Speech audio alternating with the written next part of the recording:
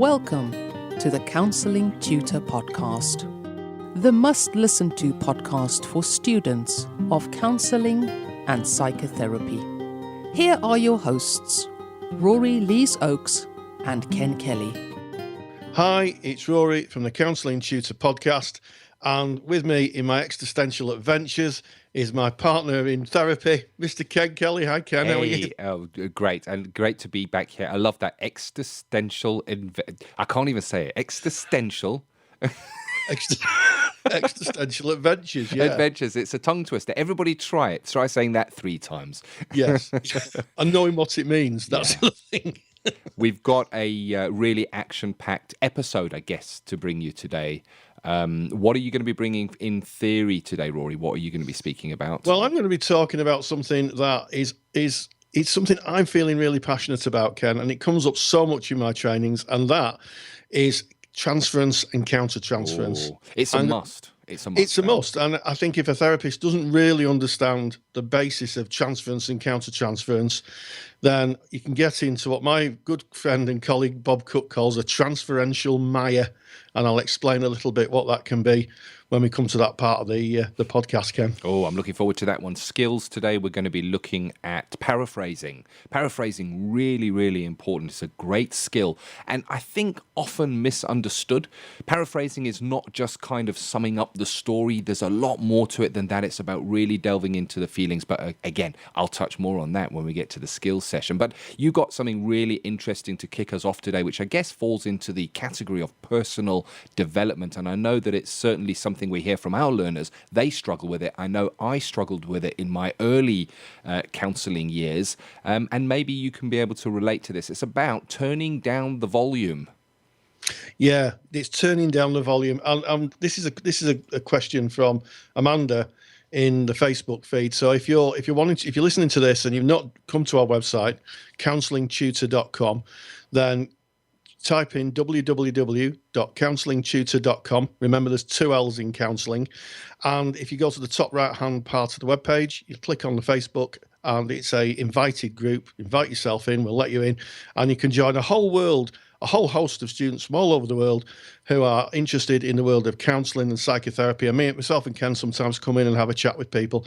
And this is from Amanda. This question is from Amanda, who posted this question. And she said, how to switch off or turn down the volume, as Rory would say, from being a counsellor when talking to friends and family.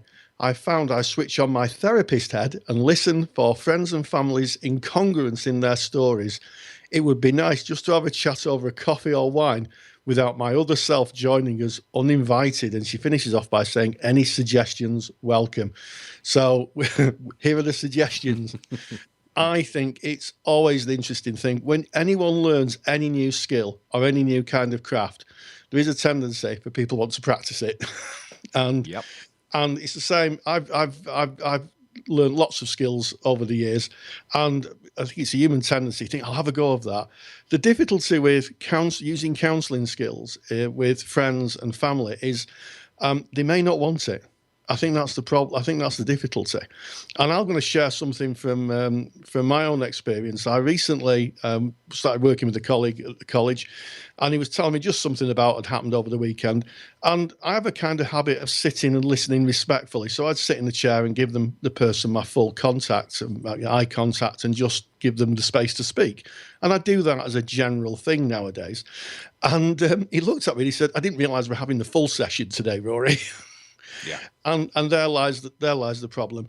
You know, sometimes people just want to talk about things without being particularly understood. They just want to talk about the everyday stuff that's going in their life. And if we're debating this, which I guess this is what this is about, and I encourage you to take this into your group at your learning institution, or speak about it with your peers and debate it amongst yourselves, because it is an interesting topic. So we're debating this. You know, I'm a person-centered therapist, and Carl Rogers speaks about a way of being, not a way of doing. And that way of being kind of permeates who I am. I am a changed person as a result of doing my counselling training, and I do interact maybe differently than I would have before with friends and colleagues. And there is that danger that listening respectfully, as you say there, Rory, and maybe really giving them your full attention can be misinterpreted as, oh, I know what you're doing. I know what I've had this. I know what you're doing. You're looking into my mind now, and as if I had that power. I thought you did. I thought you were a mind reader. So I guess it's about recognizing that maybe there are parts of us that are different, and maybe people close to us, there may be an adjustment phase for them to get to know the new us. I know that I experienced immense personal growth during my studies and came out differently from that. I certainly wasn't actively trying to counsel people. And I guess where the issue might lie is when you yourself find yourself engaging in counseling techniques or methods within your interaction with others. As I think was brought up in the example, I would very much like to be able to switch it off or turn it down. And I guess that's about looking at self and looking at counseling is a very specific thing. And if you go back to level 2, it's the definition of counseling is that it is for the sole benefit of the client. It happens at a fixed time in a place. Both of you know why you're there. That is not true in a conversation with a friend. So if we find ourselves slipping in there, that's almost unethical. It's difficult to put in that word because it's a big word, but we're not there counseling. We're just having a chat, and they're not bringing stuff for us to process in a way that we would as a counsellor, I guess. Absolutely, Ken. And I think it's quite interesting that this is something that happens a lot in training. It happened in my training because this is a whole new skill. Person-centered therapists rely on themselves as the therapeutic conduit. We rely on our way of being to help the client kickstart their organismic valuing process and start to value themselves. And interesting enough, Means and Thorne, writing Person-Centered Counselling in Action, which is, I've got quite an old copy, they were saying that sometimes people can start off by using the core conditions, and slowly but surely it kind of leaks into them. And it becomes an attitude that they take out into the wider world, not into the therapy room. What I do is I have a volume control. I have 3 volume controls. I've got a mixing desk just to my left-hand side. My volume controls are up and down as I make this broadcast. But I kind of turn it up and down, and I turn it up and down mainly for 2 reasons. One is my protection, because I don't want to be in a position where I'm totally in someone's frame of reference all the time, because I don't think that's a very, very healthy thing to do, because I think sometimes we need to kind of get into our own processes. And secondly, there are times when it's just not appropriate. And I'll share a story with you from my training group a long time ago, where I was asked this question: are you a counsellor all the time, Rory? And I said, no, I'm a counsellor when I'm practicing, and I bring those skills into the training environment. And the learner looked at me appalled, Ken, absolutely appalled. And she said to me, oh, Rory, I think you're harsh. I think you're harsh. And I said, why? She said, well, my friend who lives next door to me, she's a counsellor, and if anybody comes to her door, she will take them in and she will listen to them and hear them. And she's a counsellor all the time. And then she paused and looked up to the right. And then she said, mind you, she's had about 3 nervous breakdowns. And there lies the danger. You know, you're carrying a lot of stuff. So the volume control. And I kind of have my UPR set quite high. You know, one of the things that I've kind of learned as a therapist over the years is not to come to conclusions about people too quickly, because there's always another side of the story.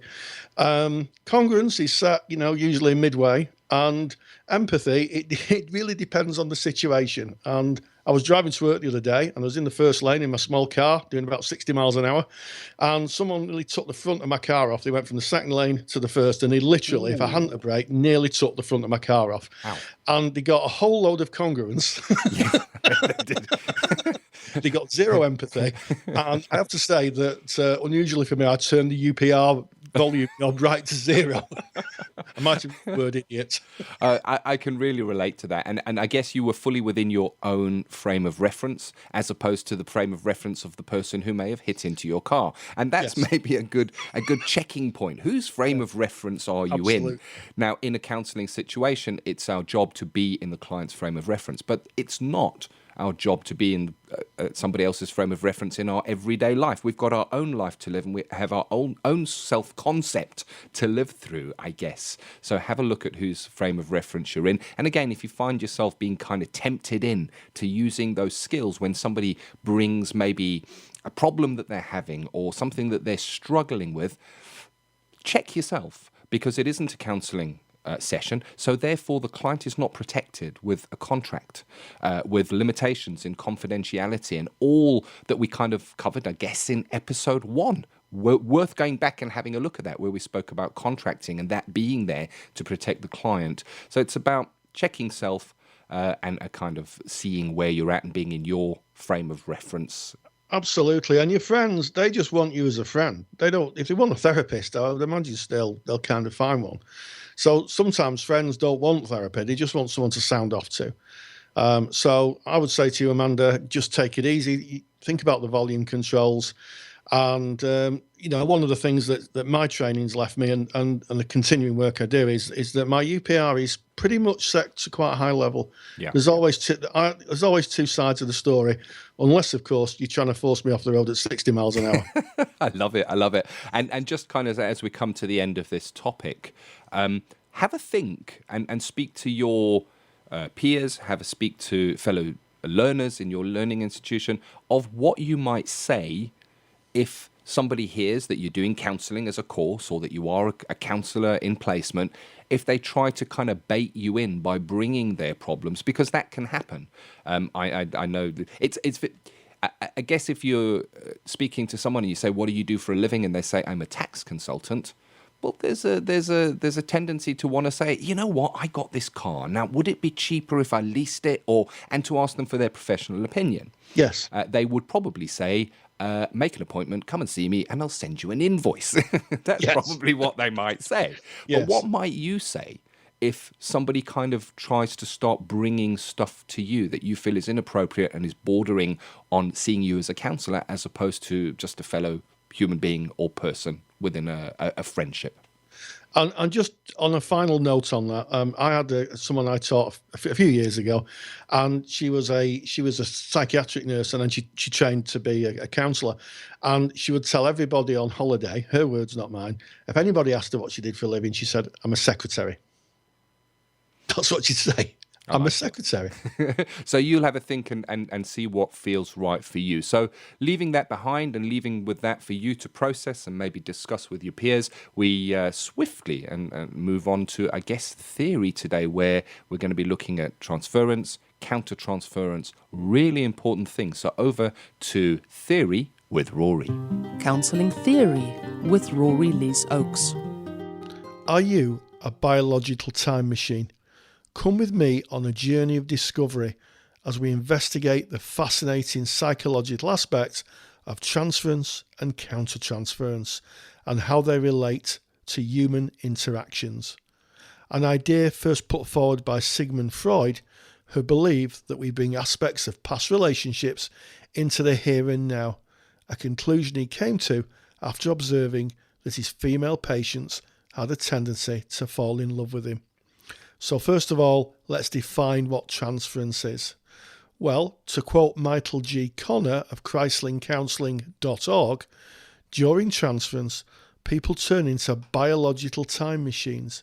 A nerve is struck when someone says or does something that reminds you of your past. This creates an emotional time warp that transfers your emotional past and your psychological needs into the present. Transference is largely a subconscious process, meaning that sometimes we are not aware of it or how it might impact on new relationships, such as working with a new client, colleague, or, as we'll see, a student. Secondly, it is the transferring of a relationship, not the person.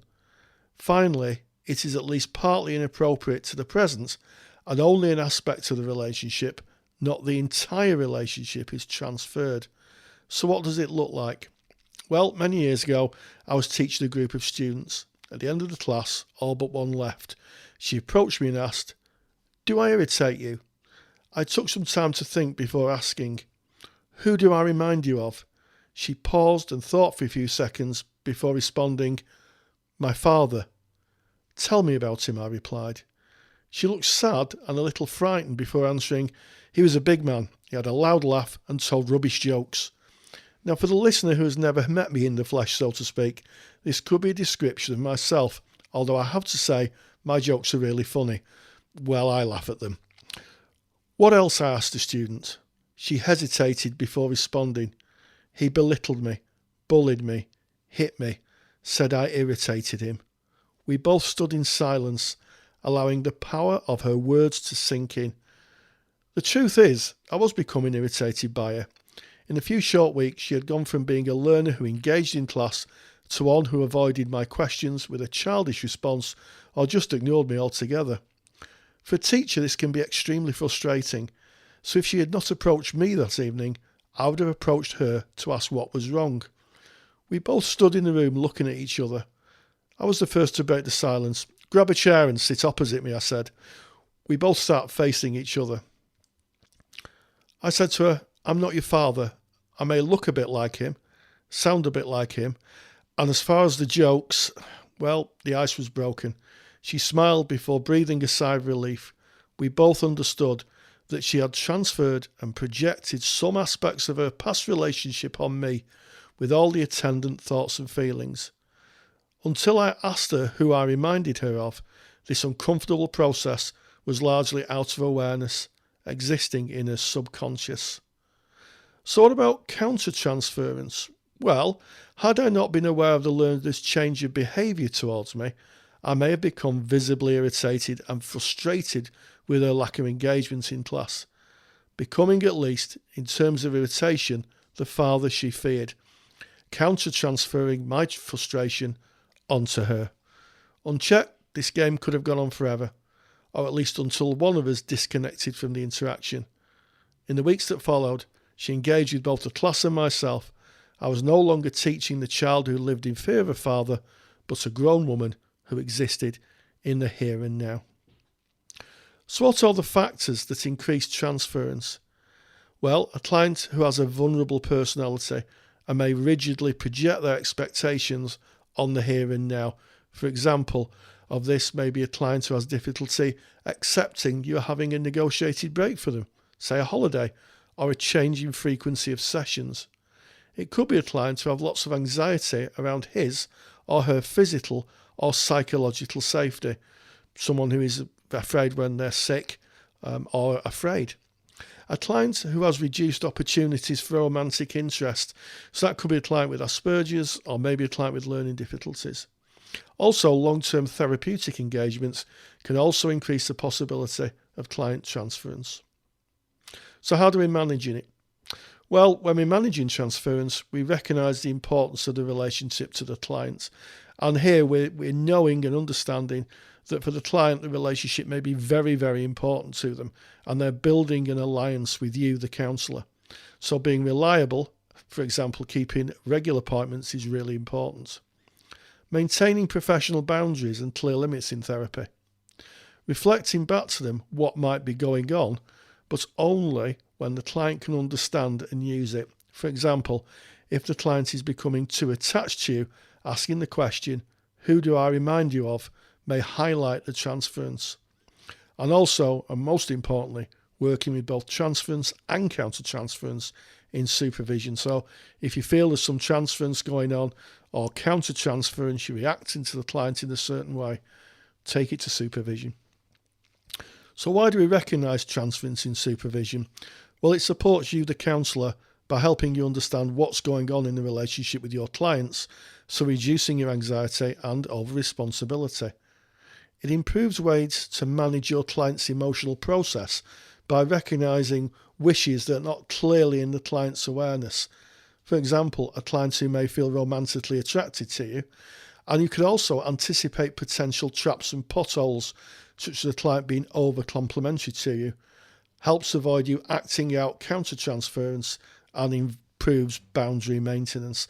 So it may be a client who is actively asking you out. That could happen. You know, where do you go in the evening? What kind of food do you like? Where do you live? May be innocent questions, but they also may be a sign of transference. Countertransference is largely feelings evoked in the counsellor by clients' transferential projections. These can be a useful guide to the client's expectations of the relationship. For example, a client who says you will never let me down may subconsciously projecting this belief onto you, the counsellor, when in reality they are accessing someone in their past, a parent figure or a past relationship maybe. Countertransference is easy to identify if your reaction to your client is not congruent with your personality and expectations of your role. For example, feeling very let down if a client misses an appointment, or maybe fantasizing about meeting the client in a setting other than counselling.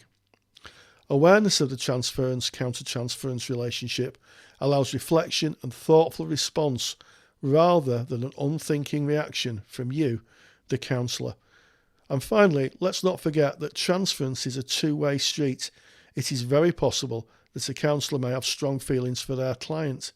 And just to normalise this a bit, Pope and Tabachnik in 1993 found that the vast majority of therapists, around 87%, had been sexually attracted to at least one, if not more, of their clients.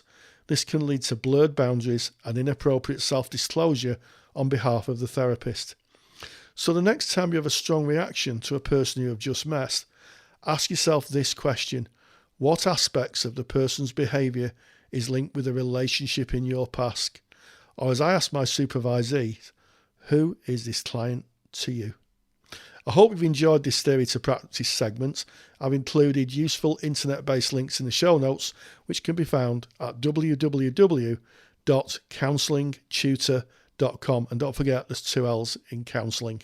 Just listening to you sharing that theory, Rory, on transference, on countertransference, I'm recognizing the importance of that.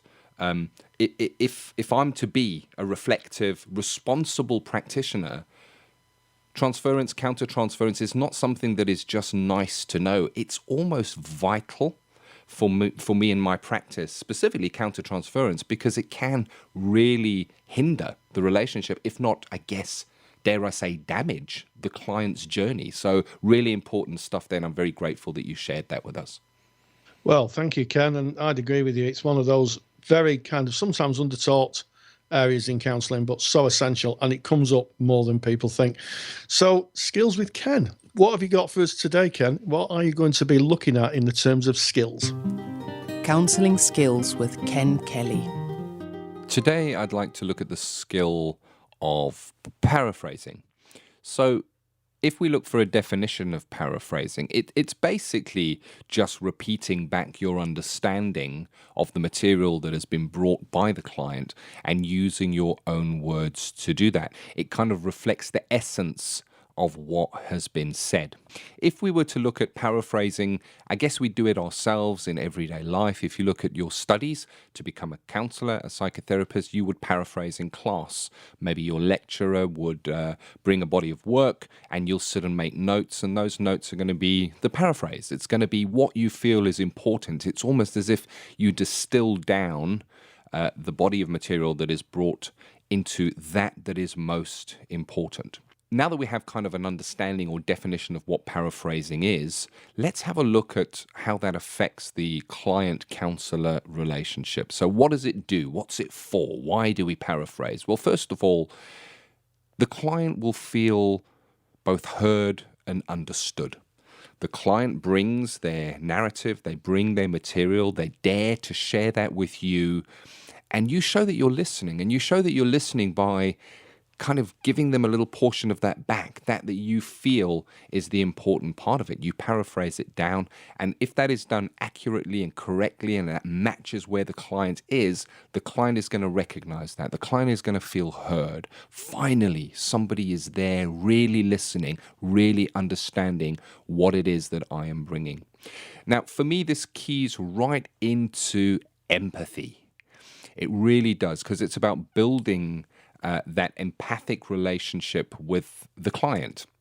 And empathy is not a one-way transaction. First, let's have a look at a definition of empathy. And we're going to look to Carl Rogers for a definition. And he uses to perceive the internal frame of reference of another with accuracy and with the emotional components and meanings which pertain thereunto, as if one was the person, but without ever losing the as if condition. In other words, we walk in somebody's shoes as if it was our reality, but of course it's not our reality, and that's where the as if comes in there. Now, here's the thing. Empathy is, as I mentioned, a two-way transaction. Empathic understanding, being 100% in a frame of reference and understanding the true feelings, is not the completion of the transaction. It needs to also be perceived by the client that you understand it. So empathy is only complete when the client feels at some level that they have been understood. There, the empathy circle is complete. So I'll give you an example of that. You may watch a film, and it may well be that within this film, there is an emotional part of the film where somebody in the film achieves something that is really spectacular, and you may find yourself moved for this person. You're almost there with them on this journey. And as they're receiving their award or their adulation, and the people are clapping their hands for what it is that they've done, you may even be emotionally moved to tears. So empathically are you connected to the material that you're experiencing. But here's the truth. The person that played in that film, or the person in that program that you may be watching, will not be able to perceive that. So therefore, the empathy is empty. It's one way. So empathy is only effective if the person bringing the material, your client, is able to feel that they are being heard, that they are being understood, that they can sense that there is that empathic connection. And using paraphrasing as a way of doing that, a way of letting them know that we see them, that we hear them. Paraphrasing also highlights issues by stating them more concisely. What is that? Well, that is focusing. It invites the client to go and delve deeper into part of that, to focus down. We can also use paraphrasing to check out the accuracy of our perception as a counsellor. So I'm going to give you an example now that we're going to go into where you'll notice that the client brought something. I used a paraphrase to kind of clarify my understanding of what was brought, and I actually asked for clarification to make sure that I was understanding that correctly. And watch how this affects the relationship, how the client takes that. It is a great fit for them, so they feel heard, they feel understood, and watch how the material deepens when this happens. So let's go into that simulated skill session right now. I really have a battle with doing things for the impression that others will have of me, or the approval that I will get from other people for what it is that I do. So much so that I will very often override myself, my family, so that I can gain the acceptance, I guess, of other people, whether that be friends or family or clients, within in a work situation and all that. I will always favor what the action would be that would gain that acceptance, that would not bring up any sort of confrontation or maybe have a conflict situation arise from it. So I guess eager to please, wanting to make sure that all things are well and smooth and that I am liked and accepted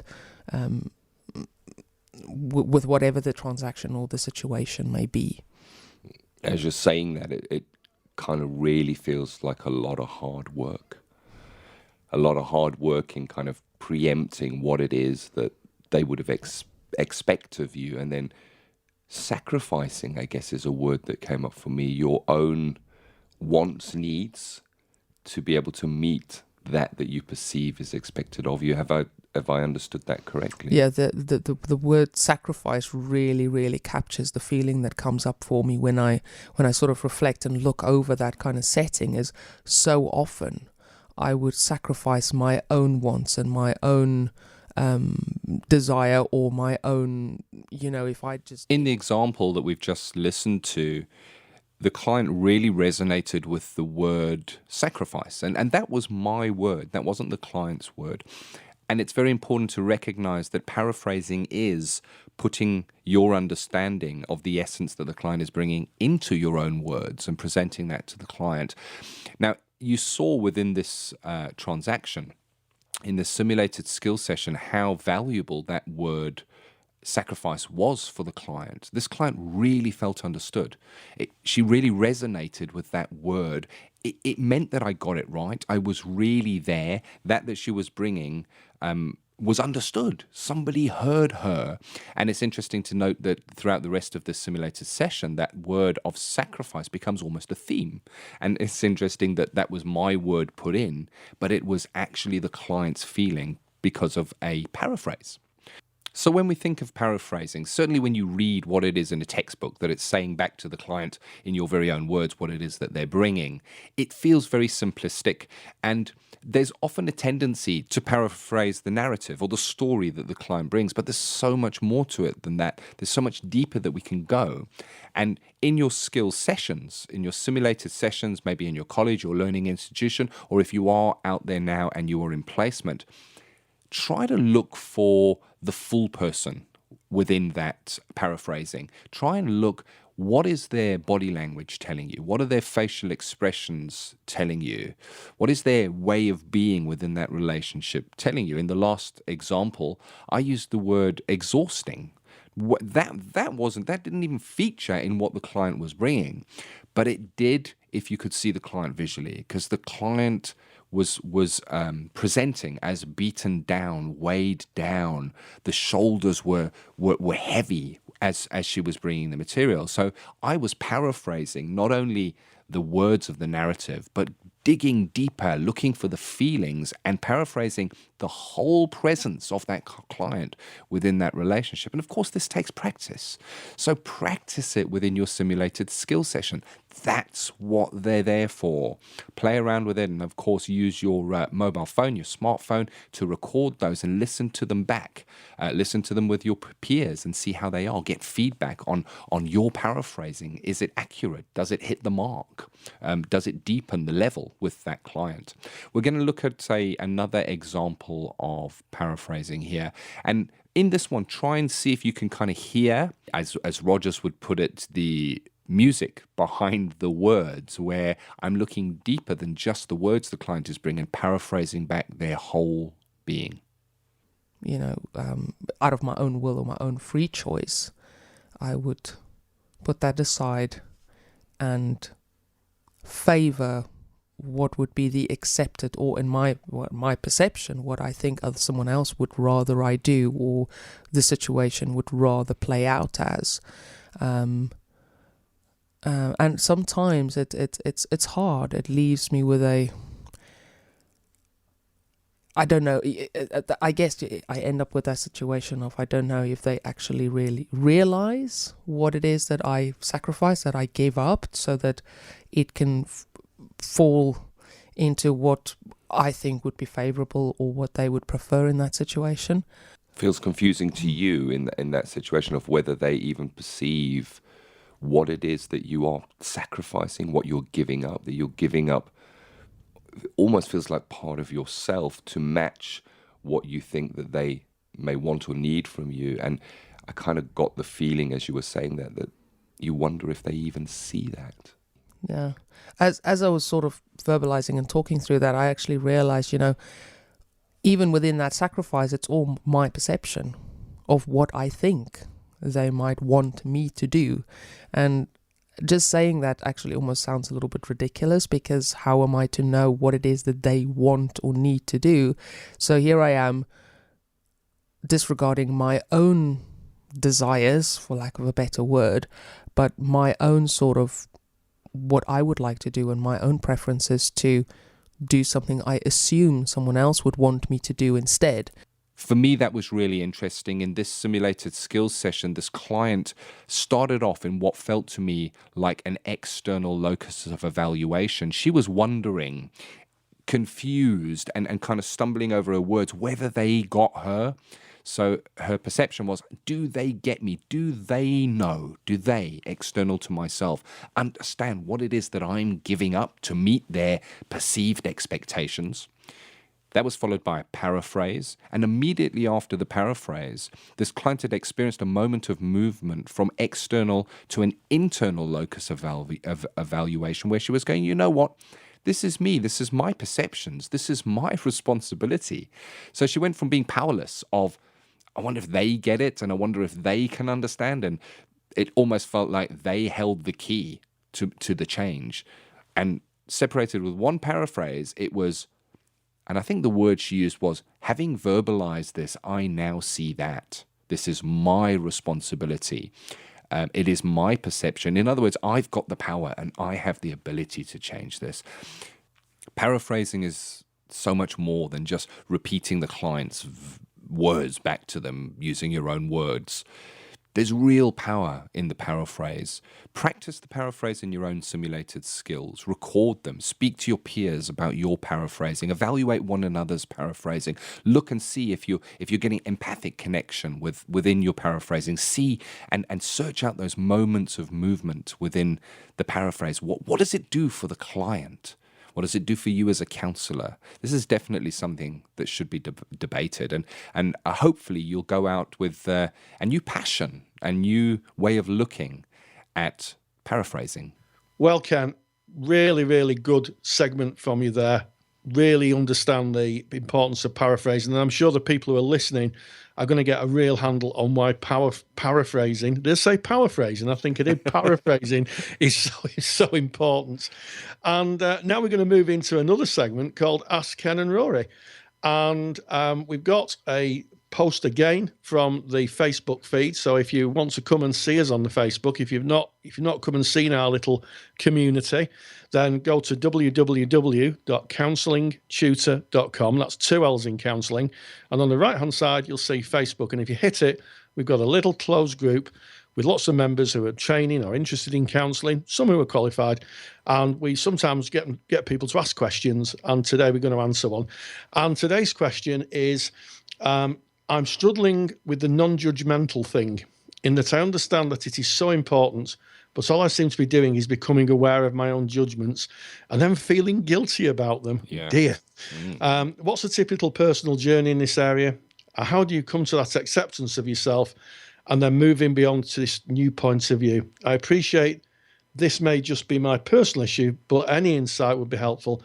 And I'm on the level 2 cert, by the way. So I think that kind of gives us a clue. The person who wrote this is quite clearly on the beginning of their learning journey, Ken. Yeah, and it's a big thank you to Karen for that question. And if you have a question, just pop it in the Facebook group and we'll pick it up in Ask Rory and Ken. So I guess the first thing here is this is not the first time I'm hearing this, and I'm sure it's not the first time you're hearing it, Rory. Absolutely not. We're looking at that. What we're told, at least in the person-centered approach to counselling, is that unconditional positive regard is necessary. So if it's one of those core conditions which we recognize as necessary and sufficient, it's necessary for it to be there. Yet I think what Karen is saying is, how do you put aside your judgments that you have, and that she's now wrestling with this and feeling an element of guilt with it. And I think that the first thing is to look at what UPR really is.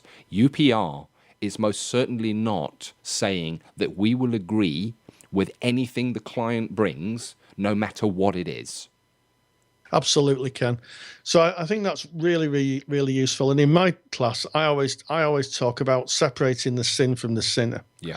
So, we see people as human beings, and we have to remember that within the theory, Rogers believed that everybody was born basically good, and that any movement away from that was a distortion of the natural human condition. Now, there's plenty of people who've argued against that through the years, but generally speaking, sometimes people make very, very kind of unwise decisions or unwise actions which can impact on other people. But as therapists, we're interested in them, not really what they've done. So that's the first thing, separating the sin from the sinner. So people may very well tell you about things they've done, and certainly as a practicing therapist, people have told me some things that are really quite unacceptable. Yep. And they've asked me what my view is, and being real and congruent, I've said, well, I certainly wouldn't do that. Yeah. But I'd follow that up by saying, but this is about you. Where are you with that? So it's not about agreeing. That's the first thing, isn't it? It's not about agreeing with everything the client's done and kind of colluding with them. It's about just accepting that people do things that can get them into a lot of trouble or maybe against our values, which are two different things, because our values are, not always the law. Yeah. So very much so. So it's about seeing the person.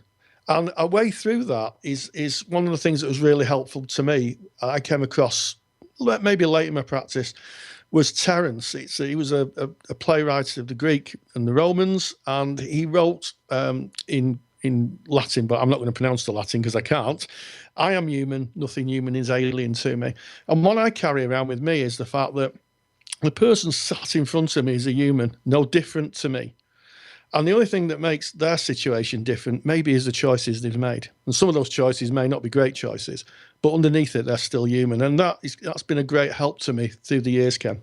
It is. And unconditional positive regard, if you want to read about it, read Rogers's book, A Way of Being. There's a really beautiful description of unconditional positive regard in that book. And I'm not going to go into that. That's a book that if it's not on your shelf, get on Amazon now and buy it and put it on your shelf, because it should be there. It's a really great book. It's a good book. But what we're looking at here is basically self-concept. And if you know the theory of self-concept is that each one of us is a product of growing up, our culture, our beliefs that we came up against as we were growing up, that our primary care givers gave us. So we see the world not as the world is, but as we are, based on our belief sets, our culture, and all that makes us up. But if that is true, then surely somebody else who is not us will have their own way that they look at the world, and it'll be their truth based on their upbringing and their culture and what they kind of experienced. Their behaviors will be dictated by that. So we all look at the world differently because we're looking at the world and projecting who we are on it. So if we look to our own self-structure, who we are, and we realize that we see is not necessarily truth, it is only our truth, and that somebody else can hold a truth that may be different to ours, that is their truth, then we don't need to judge them. It is their truth and they are welcome to it. We look to them with unconditional positive regard for what they see and how they see it. It's not our job to change that. That is who they are.